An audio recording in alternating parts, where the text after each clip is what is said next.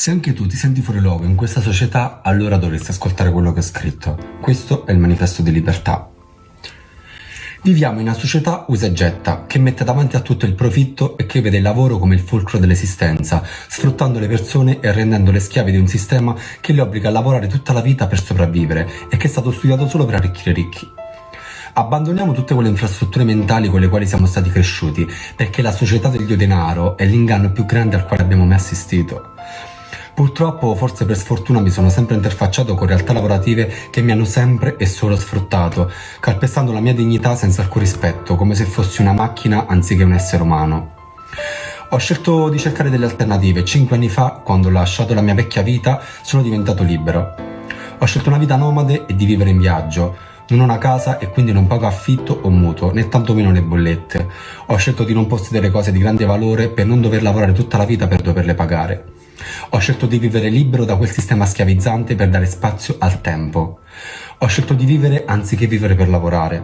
Ho ridotto il mio tenore di vita e ho scelto di vivere nella semplicità, rinunciando a molte comodità, ma questo mi ha permesso di allontanarmi quanto più possibile da quel sistema che non mi rendeva felice.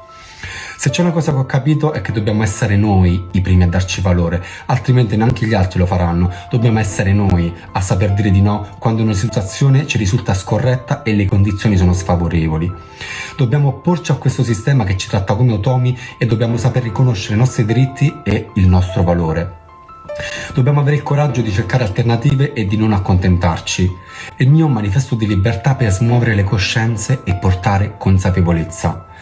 La nostra vita dipende dalle scelte che facciamo e se lasciamo decidere gli altri saremo solo schiavi di questa società consumistica che non ha alcun interesse nel benessere collettivo.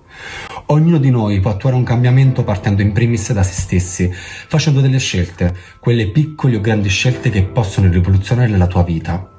Se sei d'accordo con me, aiutami a diffondere questo pensiero e ricondividi il reel per rendere questo messaggio un grido di libertà verso una società più consapevole, che rivendica i propri diritti e riconosce il valore dell'essere umano come parte integrante di una comunità che collabora per il benessere della collettività. Sì, il cambiamento diventa la tua rivoluzione.